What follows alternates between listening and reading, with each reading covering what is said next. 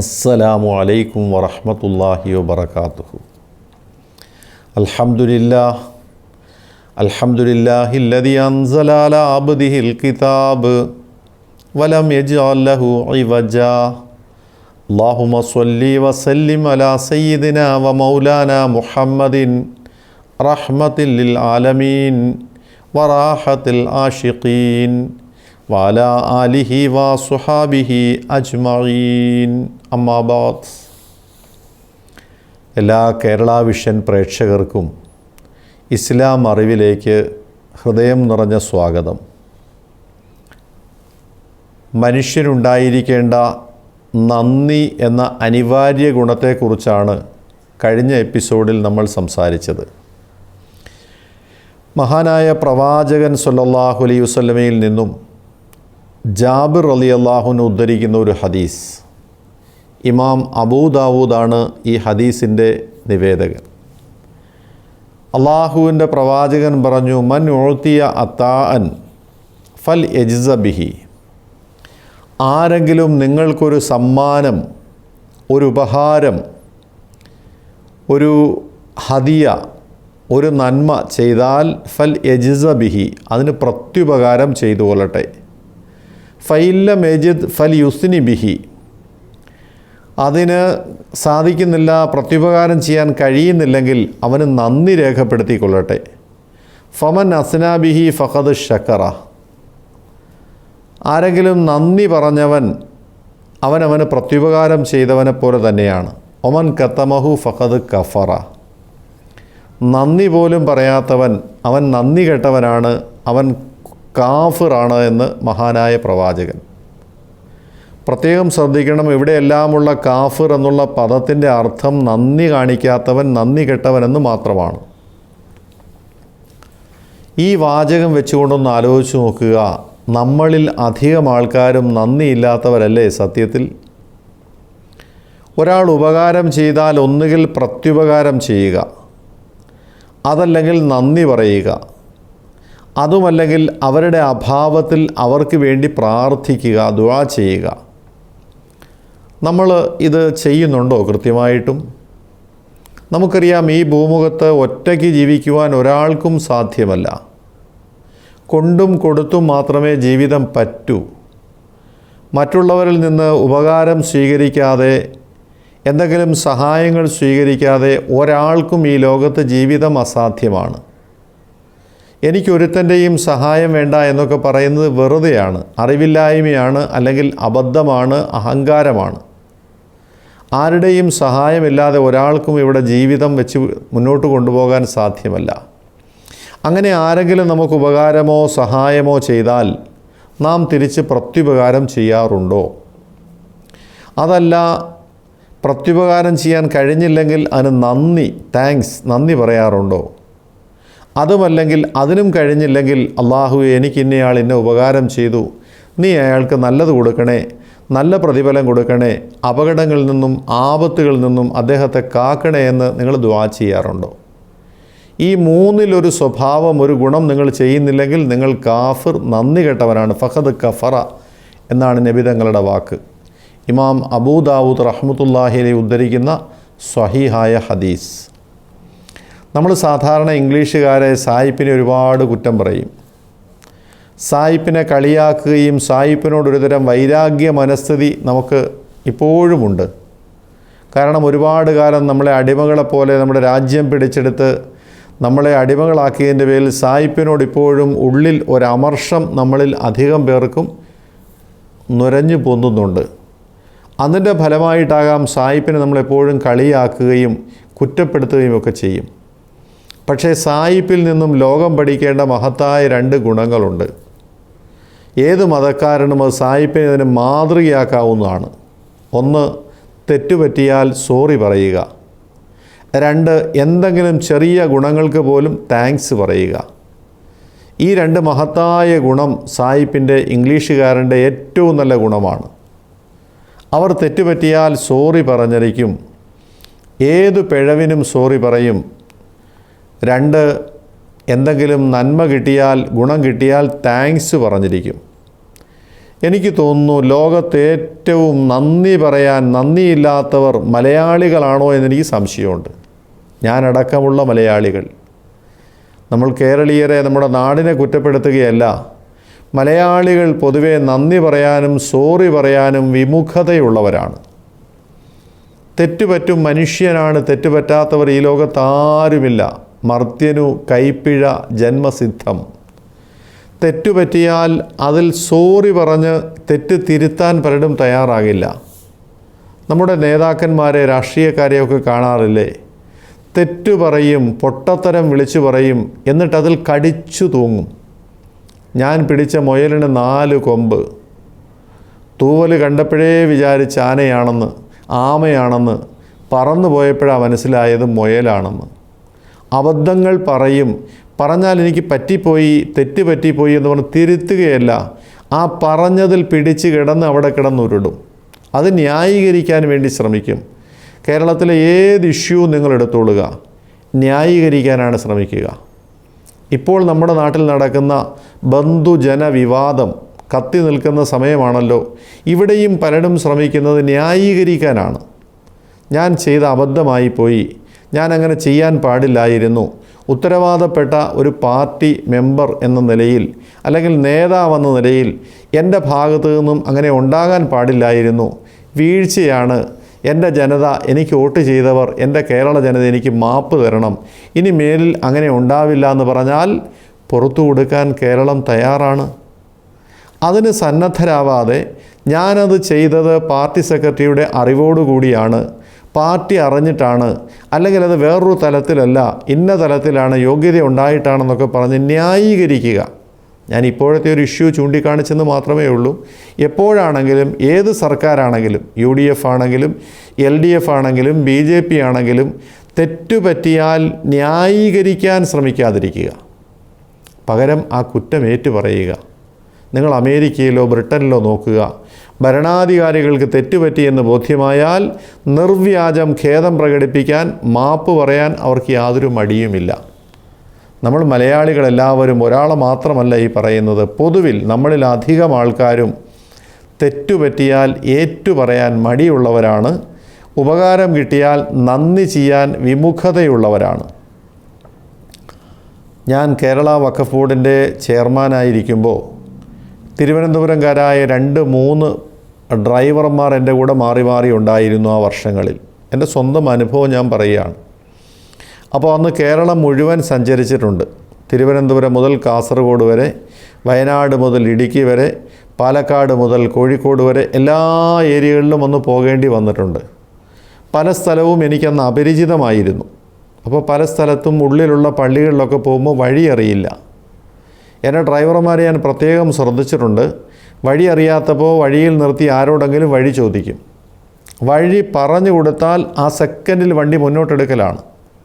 ഞാൻ വഴക്ക് പറഞ്ഞിട്ടുണ്ട്. 1-2 ഡ്രൈവർമാരെ പതുക്കെ തോളത്ത് തട്ടി, വേദനിപ്പിക്കുന്ന തരത്തിൽ തന്നെ തട്ടി ഞാൻ ശാസിച്ചിട്ടുണ്ട്. ഒരു താങ്ക്സ് പറയുക, വഴി പറഞ്ഞതൊന്ന് വലിയ ഉപകാരം കേട്ടോ, ഞങ്ങൾക്കറിയില്ലായിരുന്നു, നന്ദിയുണ്ടേ, അല്ലെങ്കിൽ എന്തെങ്കിലും ഒരു പ്രാർത്ഥനാ വാക്ക്, ഒരു വാക്ക് പറയാതെ വണ്ടി ഉടനെ മുന്നോട്ടെടുക്കുക. നമുക്കൊരാളൊരു വഴി പറഞ്ഞു തന്നാൽ അതൊരു വലിയ ഉപകാരമല്ലേ? അറിയില്ലാത്ത വഴി പറഞ്ഞു തരുന്ന ഉപകാരമല്ലേ? നന്ദി പറയണ്ടേ? ഞാനവരെ ശാസിക്കാറുണ്ട്, സ്നേഹത്തോടെ വഴക്ക് പറയാറുണ്ട്. എൻ്റെ ഏറ്റവും അടുത്ത ആൾക്കാരായതുകൊണ്ട് അവരെ കുറ്റം പറഞ്ഞിട്ടുണ്ട്. കാരണം നന്ദി പറയാതിരിക്കുക.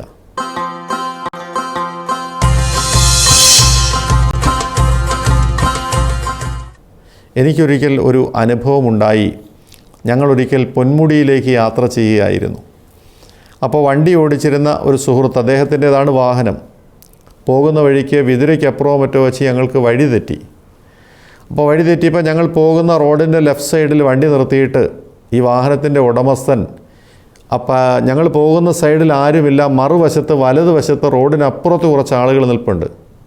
ഇയാൾ വണ്ടി നിർത്തി അവരെ കൈകാട്ടി വിളിച്ചു. അതിലൊരാൾ പെട്ടെന്നൊരു വലിയ വണ്ടി വന്ന് നിൽക്കുന്നു, കൈകാട്ടി വിളിക്കുന്നു. റോഡ് ക്രോസ് ചെയ്ത് അയാൾ ഇപ്പുറത്ത് വന്നു.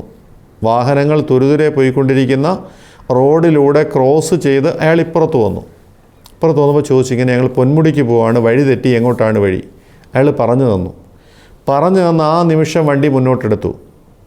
ഇത്രയും ബുദ്ധിമുട്ടി റോഡിനപ്പുറത്ത് നിന്നും ഇപ്പുറത്ത് ക്രോസ് ചെയ്ത് വന്ന് നമുക്ക് വഴി പറഞ്ഞു തന്ന ആ മനുഷ്യനോടൊരു നന്ദി വാക്ക് പറയാതെ ഇദ്ദേഹം വണ്ടിയെടുത്തു.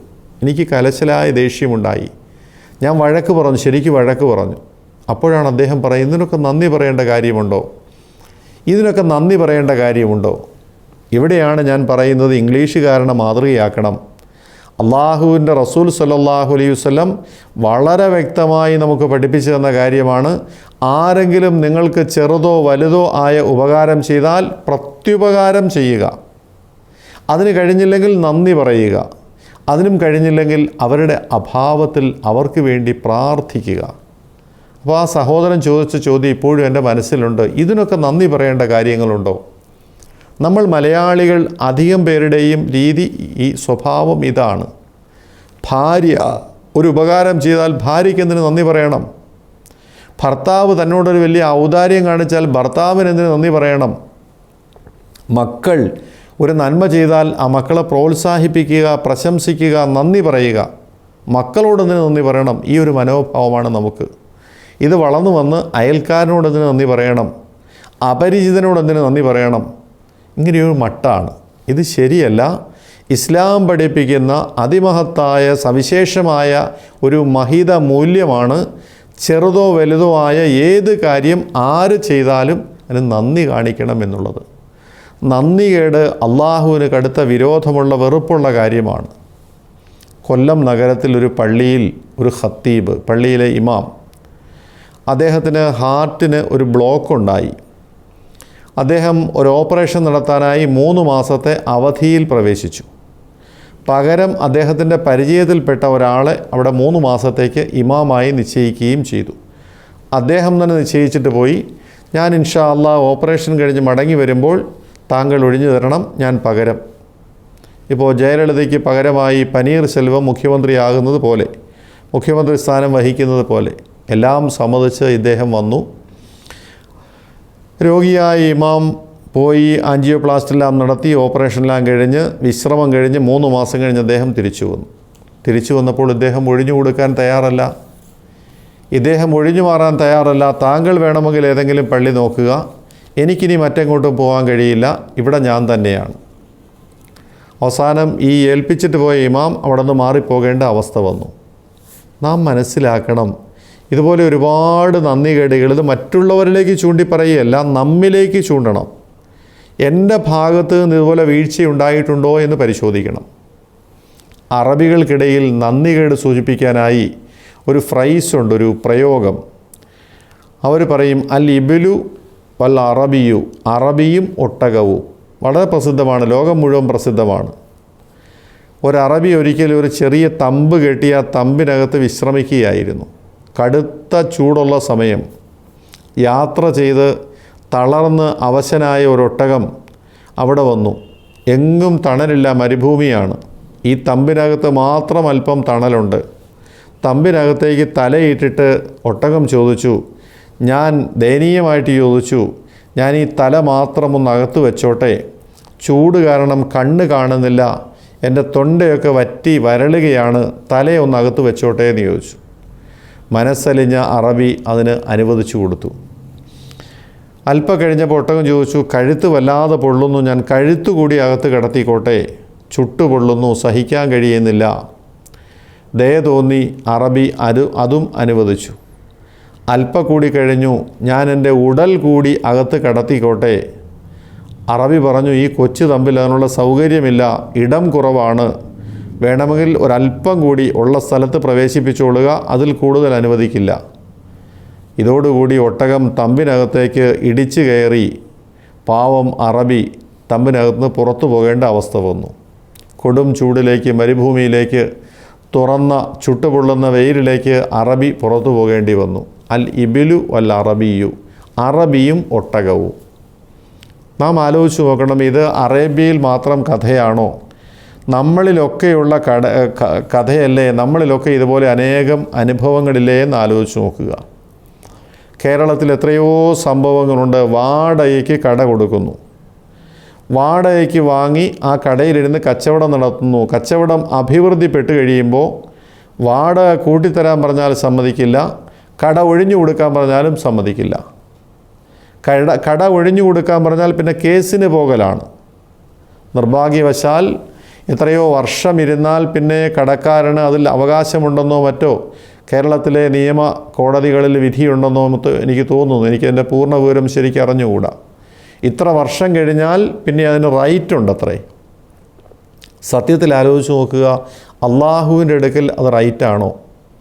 ഒരാളൊരു വീട്ടിലോ കടയിലോ വാടകയ്ക്കെടുത്ത് താമസിച്ച് കുറേ കാലം താമസിച്ചു, അല്ലെങ്കിൽ കച്ചവടം നടത്തി കഴിഞ്ഞ് കട അല്ലെങ്കിൽ വീട് ഒഴിഞ്ഞു കൊടുക്കാൻ പറഞ്ഞാൽ ഒഴിഞ്ഞു കൊടുക്കാതെ സ്റ്റേയ്ക്ക് പോയി തനിക്കതിൽ അവകാശം റൈറ്റ് ഉണ്ടെന്ന് പറയുന്ന അള്ളാഹുവിൻ്റെ അടുക്കൽ റൈറ്റ് ഉണ്ടാകുമോ?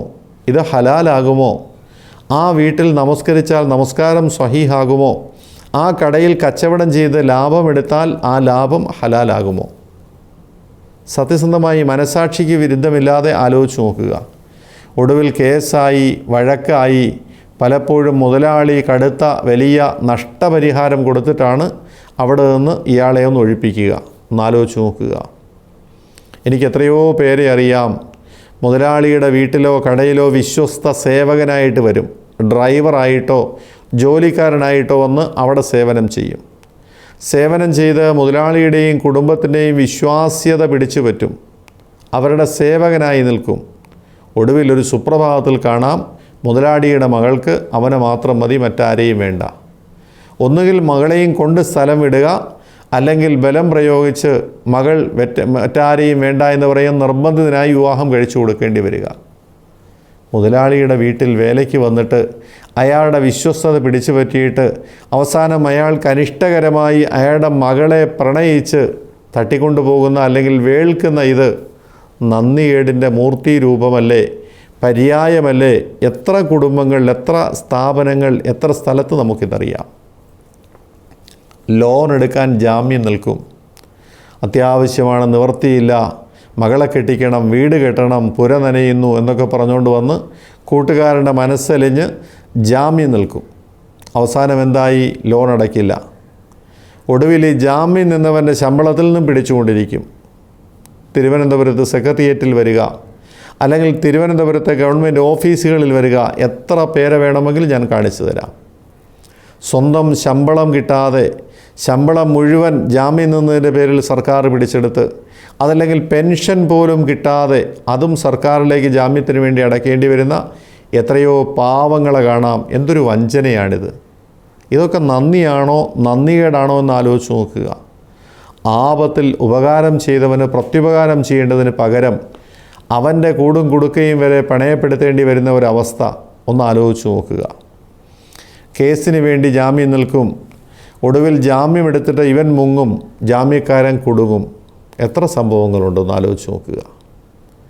ലോകം മുഴുവൻ നോക്കുമ്പോൾ നന്ദികേടിൻ്റെ പര്യായ രൂപങ്ങൾ, നന്ദികേടിൻ്റെ പ്രേതങ്ങളെയാണ് നമ്മുടെ പരിസരത്ത് മുഴുവനും നമുക്ക് കാണുവാൻ സാധ്യമാകുന്നത്. വസ്തുവും വീടും ബ്രോക്കർ കാണിച്ചു കൊടുക്കും. ബ്രോക്കറെ അറിയാതെ ഉടമസ്ഥനെ രഹസ്യമായി കണ്ടിട്ട് ബ്രോക്കർ ഫീസ് ഒഴിവാക്കാൻ വേണ്ടി ഇവർ തമ്മിൽ കച്ചവടം നടത്തും. ബ്രോക്കർ ഫീസ് ശരിയാണോ എന്നുള്ളത് മറ്റൊരു വശം. പക്ഷേ ഇവിടെ ഒരാൾ നന്മ കാണിച്ചപ്പോൾ അയാൾക്ക് പ്രത്യുപകാരം ചെയ്യാതെ ഉപദ്രവിക്കുന്ന, വഞ്ചിക്കുന്ന സ്വഭാവം. എല്ലായിടത്തും നന്ദികേട് കാണുന്നു. അല്ലാഹു സുബ്ഹാനഹു വ തആല നന്ദിയുള്ളവരുടെ കൂട്ടത്തിൽ നമ്മളെല്ലാവരെയും ഉൾപ്പെടുത്തുമാറാകട്ടെ.